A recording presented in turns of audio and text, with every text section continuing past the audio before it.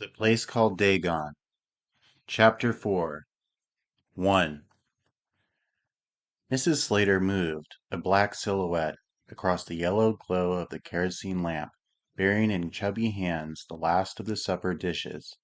She kicked the kitchen door open with a grunt and disappeared. It was silent in the room. Walden Slater, having removed his boots with the elastic sides, drifted almost surreptitiously to the back porch, his gray woolen socks touching the floor soundlessly. Reaching his haven, he sank with a hoarse sigh of relief into the broken rocker. Dream could see his bent form against the misty light of evening whenever the door into the kitchen flapped open. He sat there and rocked to the faint creak of the chair, his talon-like hands grasping the arms of the rocker. He was a personification of a certain aspect of this New England. He was a tired man reeking with dried sweat, earth, and barnyard odors, sitting in the quiet evening and drawing in hoarse and throbbing lungfuls of fresh air. His bones were tired. His flesh crawled sluggishly with an old weariness. The hinges of his knees were stiff. He was a finality in himself, a period put to a long sentence of history. The kitchen door swung to and fro, and Dream ceased to look at the farmer. He looked out of the window instead into the dark side yard where the Slater children had huddled together on a broken barrow and talked soberly in low tones. Their voices sounded thin and far away, pinched sounds. Words rolled between huge fists. The low light of the evening fell across the sides of their faces. Small, impish profiles turned to the brooding night. A dark form passed between Dream's eyes and the children's faces, and the young doctor saw the figure of Reverend George Burroughs, skinny hands clasped behind the frayed skirts of his musty coat, stalk off into the darkness. It was like a brief eclipse, an instant's impenetrable blackness, and then it was gone. Light footsteps died almost instantaneously in the direction of the Leominster Road. Dream looked back into the room. Well, he progressed slowly toward the kitchen door. "Where is your niece?" asked Mrs. Slater, with a directness that was unusual in Marlborough, where people talked by inference.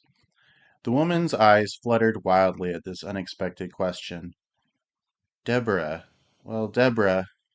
She hurried towards the kitchen door with a massed pillar of plates, a sort of leaning tower of Pisa that threatened to dissolve into fragments at every step.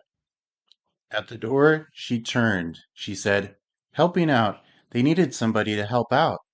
Her voice drifted back through the door. "Mrs. Westcott sent for her." Dream brooded upon this for an instant, fumbled in his pocket for his pipe, and then sauntered slowly towards the kitchen. Mrs. Slater, at the sink, her sleeves rolled back over her short plump arms, observed him with a suspicious concern. Her head cocked on one side, an eye turned back. It was like the eye of a querulous parrot. Dream leaned against the wall, and watching her filled his pipe. "Has Mrs. Westcott been here?" he asked. Mrs. Slater turned to the dishes. She said, "Oh, no." It was inconceivable, of course. Dream waited for a moment as he lighted his pipe. "Who has?" he inquired. Mrs. Slater looked reproachfully at him as she fumbled for certain words in her throat. "We thought we'd have Deborah with us, especially since—" A clashing of dishes drowned a few words. "But the preacher said he saw Mrs. Westcott." "You mean Burroughs had your niece sent over to the Westcott farm as a hired girl?" broke in Dream. Mrs. Slater did not like the word. "She's going to help out until Mr. Westcott is better." She actually glowered at Dream. "In that lonely hole," thought Dream aloud. "It's hard enough to live," began Mrs. Slater. "It is," said the doctor strongly. Well, it was none of his business. The poor relation. Go where you are sent.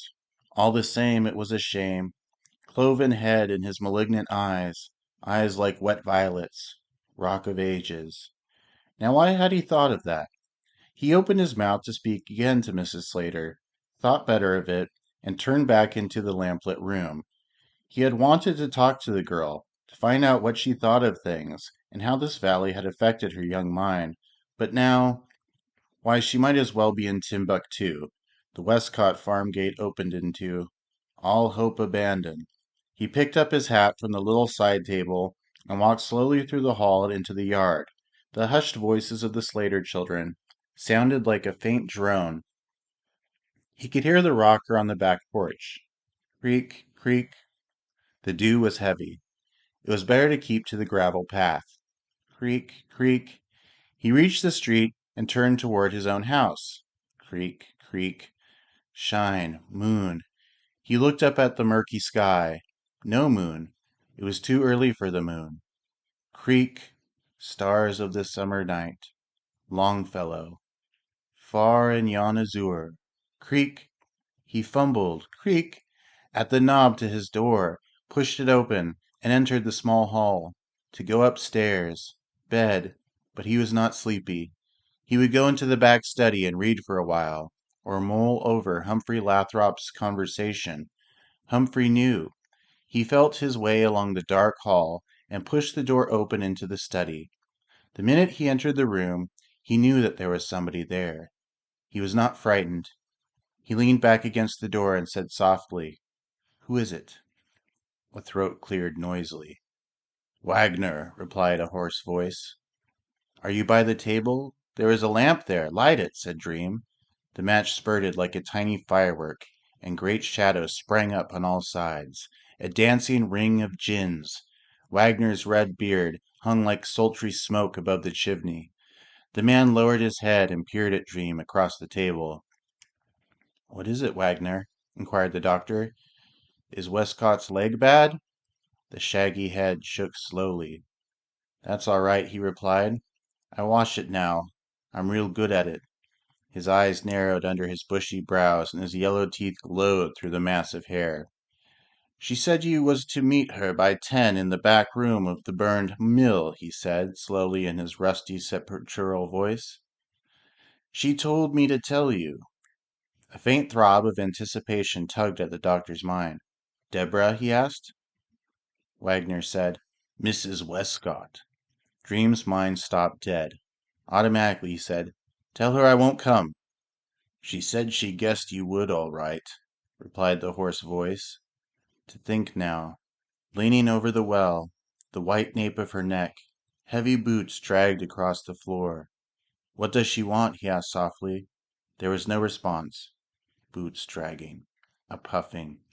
Dream floundered in a sea of amazement. He repeated his question loudly. "What does she want, I say?" This silence. Collecting his wits, he peered about the dimly lighted study. Empty, of course. He had gone out. Gone right by him. Dream walked over to the table and sat down in the easy chair by it. A tiny moth dipped and volpaned about the smoky chimney. Now what was this? He would have to think about it. He leaned back in his chair and pulled at his cold pipe. The faint ticking of the clock was like the tiny regular beating of a miniature tom-tom. The minutes danced to it, shaking their small feet in an unending circle. They tripped by him, hands joined, in infinitesimal tapping heels maintaining a regular time that measured off the softly flowing hours. He watched the vain moth dashing its white wings desperately against the smoky chimney. Sooner or later it would get scorched and flutter to the table, a charred and crumbling pinch of powder. Life was a curious thing. Breathed into a bit of dust it became a moth. Or a man. Something was happening to him now. His 2 years of dreary silence were breaking down, and he was beginning to grow morbid about things in general. He was getting nervous, acutely aware of invisible tentacles that seemed to reach out of the darkness that encircled him on all sides and touch him softly. Humphrey Lathrop had said that it was nerves, but perhaps it was more than that. Perhaps it was a sixth sense, slowly coming to birth inside him, a sense nourished by his loneliness that was reaching out into new dimensions. He was pursuing phantoms, hunting through the sunshot fields about Marlborough for invisible essences that drifted deliberately and had a particular semblance of their own. He was going to solve an intense and formidable riddle. He was going to track down the secret of an atmosphere, the aura of a community. It sounded absurd enough, but it was only the absurd things that mattered greatly after all, if a man desired to be more than an eating, sleeping, laboring animal. To be a man, and all that meant, was to walk arm in arm with phantoms, to discourse with shadowy substances, to resolve high mystical riddles. Ah! The moth shriveled against the hot glass and dropped to the table. So that was that. He turned it over tenderly with a paper knife and then pushed it to the floor. Now then. He looked at the ticking clock, from which the joined minutes were tripping their fantastic and regular dance. It was 9:30. Then it would be in half an hour. His thoughts, held tightly by the leash of his will, were set free, and they sprang forward like a pack of ravenous hunting dogs. Up the Leominster Road they sped, and his spectral self followed them as an eager hunter follows his baying hounds. For an instant the face of Deborah flashed in the dark air, and then it disappeared, left far behind by his rout of yelping coursers. He had said that he would not go, but she knew that he would, that his curiosity would carry him as far as the mill at least. What she wanted he did not know, but he could suspect it. She was assuredly a lonely, caged-in creature. She stood at windows and watched the night sky, and wondered about the life that went boiling so turbulently by on the great highroads to the west and the east of her locked doors. She sat in a room lined with books beside a cloven-headed man, and a secret sat there with them, and she had nobody to share that secret with her. No one, that is, except the man himself, who was the secret. Perhaps she wanted to tell him things, to pour out the subterranean stream of her consciousness. He could imagine her muffled voice speaking in the darkness of the mill. It was not strange that she had sent for him, after all. It would have been stranger if she had maintained her silence. Dream rose slowly from his chair and blew the light out. Well. 2. She was seated in an embrasure formed where the portion of the brick wall had fallen away and dropped into the yellow scummed water of the mill pond. He could see the dark silhouette of her head as it turned sideways against the smoky light of the moon, and for a moment he paused in the doorway watching her, noting the regularity of her boldly cut features and cold sensuousness of her rounded lips. It was almost symbolic to find her so, no more than a silhouette, a face seen in a single aspect, a profile clean cut and set against unsteady light that flowed with the rippling of milky waters. She was like this. She was the outline of a mystery, a part of that riddle that somehow he must solve if he was to have any peace of mind. It was dark and gloomy in the mill. Its fire-blackened walls retained the horror of an old debacle. 2 men had been incinerated here. She said, "I was sure you would come." She had not turned her head. She still sat sideways against the moon, but her hand moved. It was pale and indistinct as it shifted into the dim light. He advanced toward her slowly. His footsteps sounded hollowly on the cracked cement floor. "What is it?" he asked. "What do you want?" Her head turned, and although her face was a blackness, he could feel her eyes studying him, fondling his features with a glance that was both tired and expectant. "I was tired," she answered in a muffled voice. That seemed to explain something, and he continued his advance until he was beside her. She drew back slightly into her corner of the embrasure, and he sat down on the cold crumbling bricks. He said, "You mean of loneliness?" Her shoulders quivered a trifle. She did not need to answer that. Her movement dislodged a fragment of brick, and it dropped with a sharp plop into the mill pond. Dream stared nervously at the sound. "Why were you spying on me through the stone wall today?" she asked suddenly, and then went on, not waiting for an answer. "I knew you would come. You mustn't loiter about the house, though. It isn't safe. He would be sure to find out." Dream felt like a drowning man, and he made a valiant effort to save himself. I had business, Leominster Way," he replied in an uncertain tone. "I just happened that way. I wasn't spying.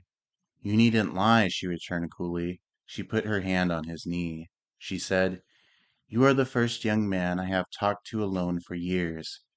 The electric touch of her fingers filled Dream with a nervous excitement. He fumbled vaguely for words, but his mind was like a great empty sack. Explore as he might, there was nothing there. "He keeps me shut up," she went on. "I have to, but no matter." Dream still sought blindly for words. Her voice and her vaguely outlined face were dead weights on his intelligence. He could not rise above them or push them aside. I like you, she said. Does that sound silly? Let it. I liked you the minute I saw you. Began Dream. You were like a boy, with the weary lines of a man's face impossibly stamped on you, she remarked slowly. Her eyes studied him a moment.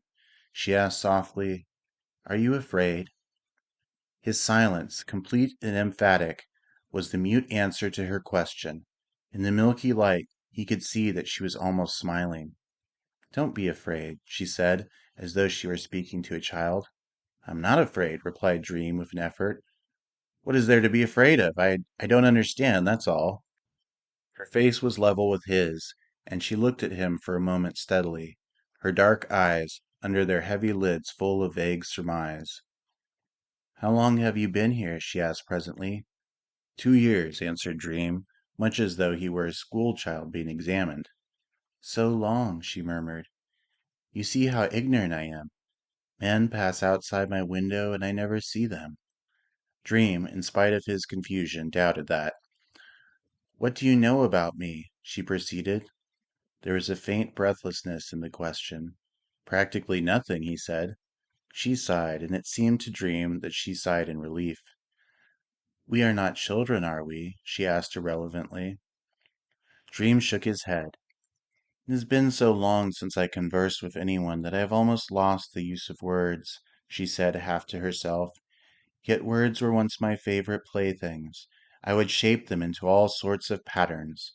She removed her hand from his knee for an instant and then put it back. It seemed to Dream as though there had been a brief flaw in the electric current that was pouring into him and which so unsteadied him. Be silent, then, and let me talk, she went on. I need to say things. I am tired of talking to myself and inanimate objects, tired of reading, tired of working, tired of listening to things that I do not much care about any more. She paused for a moment, but Dream said nothing. You see, she said, I need someone. Her hand closed about his wrist softly. I needed you. I had not been in the room more than a minute before I realized that you were the sensitive type about. Do you remember looking at me? Weren't you trying to say something to me? Trying to say it without words? Her speech had suddenly become a husky caress. She leaned forward. She murmured in an almost inaudible voice, Say it now. Dream fumbled for words. Had he desired to convey any message to her? He could not find it in the welter of his mind. I was wondering, he muttered. It seems strange to find the room full of books, that curious man, and you. He was suddenly aware that he did not desire this relationship between them to establish itself too quickly and too firmly upon a basis of mystical understanding. It was too silly. Two strangers did not reveal themselves so nakedly to one another. He clutched eagerly at the tattered cloak of his New England reticence. She did not appear to understand that he was attempting to convey a polite snub, a discreet hint, as it were, to resume the formal disguises of casual acquaintances, but her hand slipped from his wrist. Dream almost breathed with relief. It is good to be away from that house and be able to talk to you as I wish, she proceeded. It is an evil house. It is dominated by an evil man. Dream said nothing. He sat gazing at the mill pond in the phlegmatic manner. Her dark eyes narrowed a trifle as she watched him. I, too, am evil, she added. Her tone was matter of fact, as though she were stating a thing already understood. At the same time, there was an implied challenge in it. Dream felt that he should say something. I don't think you are evil, he protested. There was but little conviction in his voice. All that is relative, though, she went on in a voice almost indistinct. Do you like to ponder over things, to intellectualize them? So do I. Evil is relative. Perhaps he is not evil according to his own lights. Sitting alone in the house, I have evolved my own scheme of things. What is it? He asked suddenly. What is it in that house? Why is he different from other men? What is in Marlborough that... What? He waved his hand expressively. showing for the first time a curious liveliness. A slow, startled look suffused her face. She gazed at him steadily for a moment, and then the corners of her mouth quivered. Behind the cold mask of her face she seemed to smile. "I will not tell you," she answered. "At least not now." There was an implicit promise in her voice, but no sooner had she conveyed this slight intimation of future explanations than she seemed to regret it. "There is nothing," she said. "It is the loneliness. It is ingrowing. It is the days passing along and every day the same." "Have you lived here your whole life?" he asked. She paused a moment. She said, "All my life. I have never left this valley. I have never found the door that leads out into the world." She was a liar. Dream knew that at last. Her voice had again become a husky caress. It strove to reach out and embrace the dubious young doctor. He was conscious of a vague note of insincerity in it. Far back in his mind, a sly intuition manifested itself, and it suggested that this woman was very near to acting, that she was cautiously feeling her way into his emotions. She wanted to find out if he could be swayed by passion, pity, or intellect. He must be careful, terribly careful. He must avoid the almost overpowering magnetism that emanated from her white, slumberous body. "Life should proceed," she said, her words sounding like slow, calculated steps through the difficult labyrinth of her thoughts. "It should go on and touch different places and different people, accepting and rejecting, considering all. It should meet the passions and accept them all and live through them and with them. But my life is not like that. I am cut off, set apart from things, bounded by walls and the will of one man. My thoughts boil in me to no purpose. My mind revolves and it achieves no friction, no flashing of sparks. It is just an insane wheel whirling endlessly in a vacuum. That is what it really is. I cannot go on like that and remain sane." Dream did not know what to say. He knew that he was beginning to be frightened. "I do not live in that house," she went on. "I exist in it. I stare out of the window in summer and see perched fields stretching to eternity. In the winter it is all an expanse of untrodden snow. Sometimes voices come to me from the road. That is all. That is all, I tell you." Her voice rose, deep and husky. Louder than she had spoken before, she declared, "I was born to great acceptances." Dream was becoming more and more frightened. He did not want to hear these things, these somber intimacies of a household that was no part of his affair, and yet he could not stop listening. Her words were a warm web that caught up all his thoughts. He could not stand up and say, "I'm sorry, but this is not my business." It would be cowardice. He opened his mouth to say something, perhaps that very thing, but she continued to speak as though to hold his wavering will in the balance. "I don't have to describe my life for you," she said. You know because you know Marlborough and the strength that exists in the walls of the house of Marlborough. But there are things that you do not know.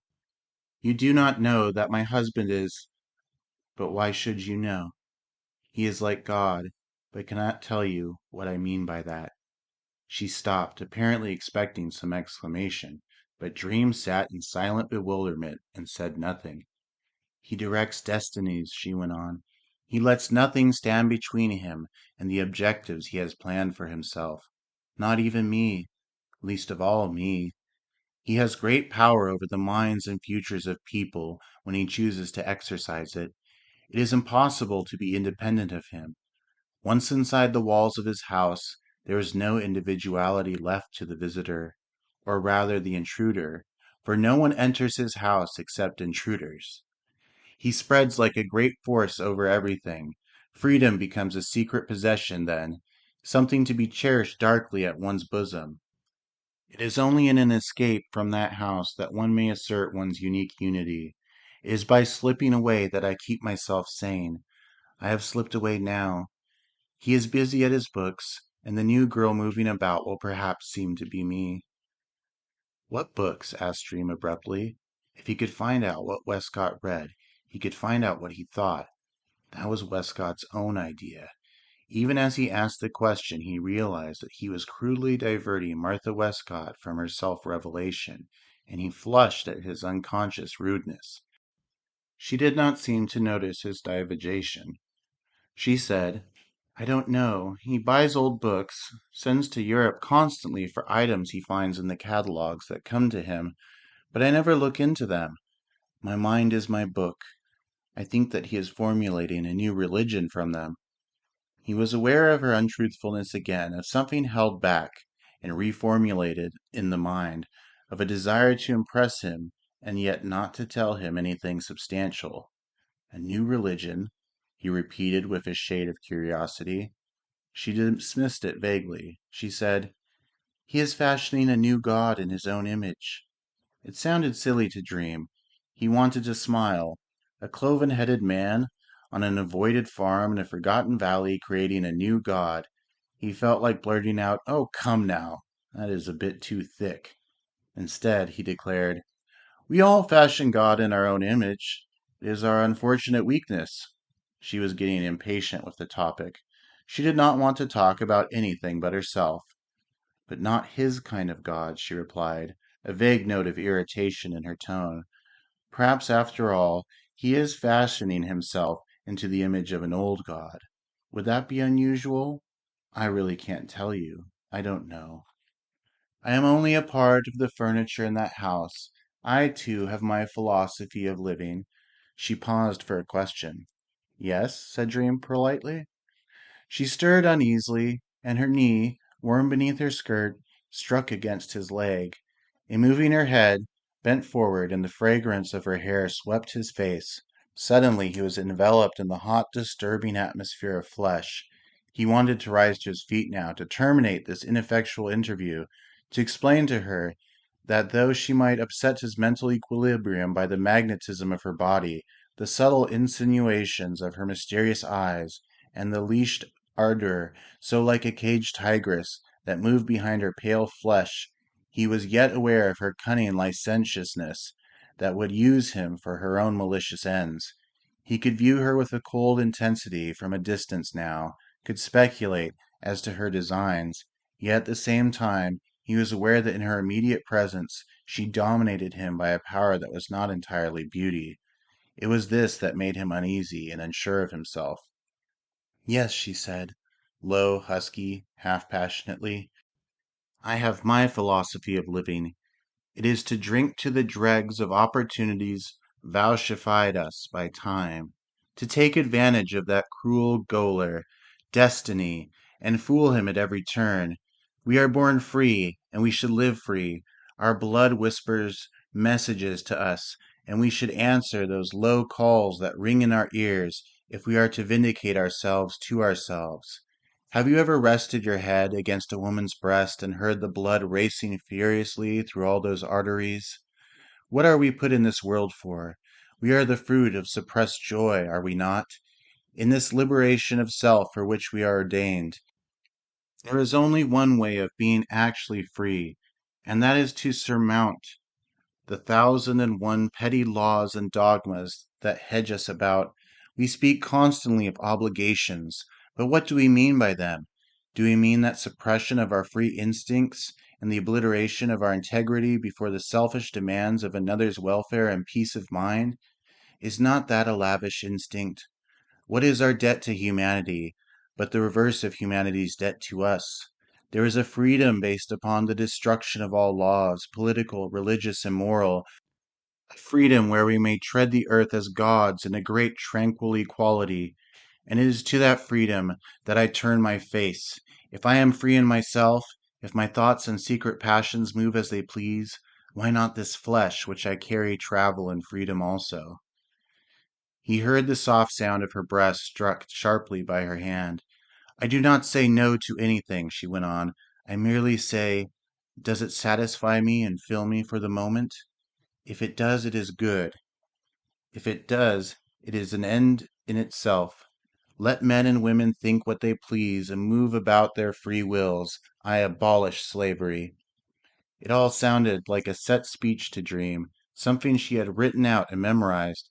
something that she had evolved to sap the spiritual integrity of whosoever she might meet in the mood of attack. Well, he would show her that he was adamant. "You are an anarchist," he said. He strove to say it lightly, to fashion it into a mere flippant rejoinder. To his chagrin, he heard his own voice trembling. "I am a woman," she replied. "All women are anarchists at heart. The only laws they respect are the laws of their desires. I am an anarchist of the soul, of the mind, of the flesh. Nothing but the limitations of my body shall stand in my way, and through the limitations of my body I will find my own deliverance." She stopped at that, though expecting a sudden flood of answers on his part, and her eyes were fastened upon his face. He said nothing, but waited. "I am lonely," she murmured in a low, almost inaudible voice. Dream, turning his face directly toward her, looked into her eyes. She was speaking through them, steadily, mercilessly. For a moment they stared at one another, and then Dream, his face flushing and his body shaking, stood up. In the moonlight so diffused and cloudy, her eyes dilated like those of a tigress. "Have I told you nothing?" she cried.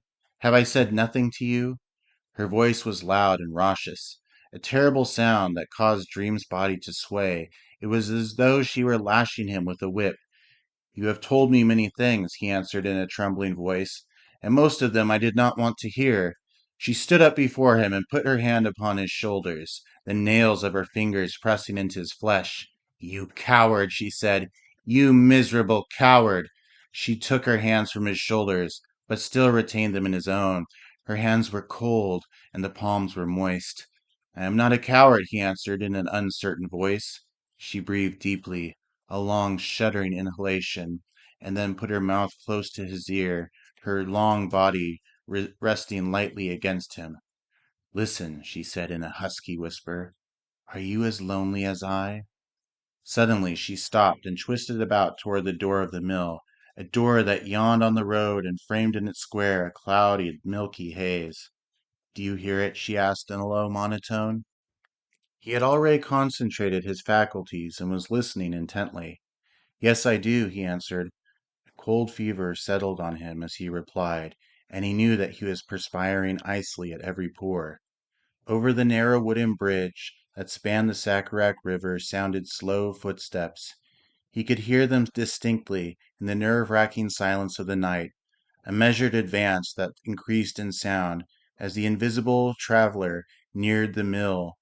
One of the bridge boards creaked beneath the weight of this unknown, and then there was a brief silence. The unseen wanderer had apparently paused, and Dream could imagine him leaning on the wood rail of the bridge and gazing into the black water that flowed so sluggishly beneath the cloudy sky. There were no stars reflected in that water. There was not even the reflection of the face of the noctambulist who was leaning over and gazing into nothingness. Even as thought flashed through Dream's mind, he heard the tread resumed, this time to the accompanying crunch of gravel. Whoever it was had crossed the bridge and was following the path that skirted the ruined shell of the mill.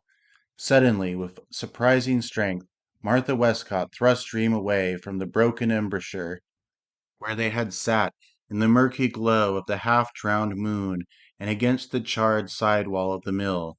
From that dark corner they could stare obliquely at the door. They stood there, crushed against the wall, the acrid smell of burned timbers in their nostrils, while the crunching footsteps deliberately progressed towards them. The invisible wanderer was passing the angle of the mill now, following the blackened wall, just about to cross the milky square of the doorway. At this moment the sound ceased, stopping with a startling abruptness, as though the hidden prowler had paused with one foot in the air. Dream could hear the woman beside him catch her breath in a tiny strangled sob. Both of them, flattened against the blackened beams, their shoulders touching, watched the dimly glowing frame of the entrance with dilated eyes. In the silence that surged back about them like a dark wave, Dream could hear Martha Westcott's heart beating. It was like a drum. It seemed to increase in volume until the whole interior was throbbing with the sound. Then slowly, ever so slowly, a dark shadow obscured the doorway, although there was no accompanying footsteps. The shadow hovered for an instant as though it were poised in the air, and then, to Dream's horror, a low, monotonous humming filled the wrecked room. The shadow, enlarged by the deceiving rays of the cloudy moon, appeared to sway, to diminish, to swell in rhythm with this unceasing drone. Dream, his nerves at the breaking point, started impulsively forward, but the tight clutch of Martha Westcott's hand on his wrist caught him back. At this moment he recognized a melody in the low humming Rock of Ages. Somebody was standing in the doorway of the mill and monotonously humming Rock of Ages. Immediately, Dream's imagination shaped before him a shallow-faced figure in a frayed frock coat, a lean figure with dead eyes. He had barely time to identify the man in the doorway before the humming ceased, and the shadow withdrew as noiselessly as it had appeared. There was the instant's pause, and Dream suddenly recollected that there was a patch of soft earth before the mill door. Of course, the loiterer was crossing that, returning to the gravel path again. Even as his mind began to function rationally once more, he heard the crunching footsteps, this time decreasing in sound, as the wanderer progressed along the road to Marlborough. They were slow, casual, a retarded crunch-crunch, a deliberate and unexcited dwindling. Presently there was silence.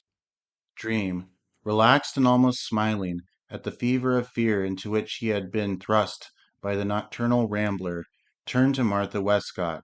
He expected to find her relieved, but instead of this, he could faintly decipher a concentrated expression of mingled fear and anger on her face. "Well," he said, "our unexpected caller has departed." "You knew him?" she asked. They were both walking toward the door, tacitly admitting that the rendezvous was at an end. "The worthy Burroughs?" said Dream lightly. "Of course, he was taking his usual evening promenade." She said nothing until they reached the milky square of obscured moonlight. Then she asked, "Will you meet me here tomorrow night?" "No," said Dream. She frowned at that. "I have certain things I want to tell you," she went on. "I need your advice about a number of matters." "Why don't you come to my office?" he inquired. "You know very well why," she replied. He said nothing, but stood restlessly outside the door, anxious to leave her and unwilling to be too abrupt. "Burroughs didn't see us anyway," he said inconsequently. "It was too dark in that corner." She opened her eyes wide at that, and regarding him with a mocking expression. "It isn't wise to meet in this clandestine way," he insisted. "Somebody might see us, and you know how people gossip. I don't like gossip when there isn't any reason for it. It's too nerve-wracking." He teetered on one foot and turned toward Marlborough. She was leaning easily against the door. She said, "I will tell you a great many things tomorrow night." Dream made an impatient gesture and started to walk away. "He did see us," remarked Martha Westcott. "Not so much to the young doctor as to the night about them. Of course he saw us." Dream did not turn about, but kept on his way down the road. The air was cool and frolicsome, and it ruffled the hair on his forehead. It was fresh and pleasant. It was not like the acrid smell of burned wood. 2 men had been incinerated in the mill. That was a long time ago, and still the charred timbers stood there waiting for somebody to rebuild them. He wondered how late it was. There was not a single light in any of the houses. If he turned back now, he would see Martha Westcott leaning against the door of the mill, her heavy-lidded eyes and archaic mouth turned toward him. He would not turn back, though. The road twisted a trifle, and he knew that the mill was hidden, that if he looked back he would see nothing but the sprawling angle of a stone wall. An invisible weight seemed to fall from him. He had not realized he was so tired.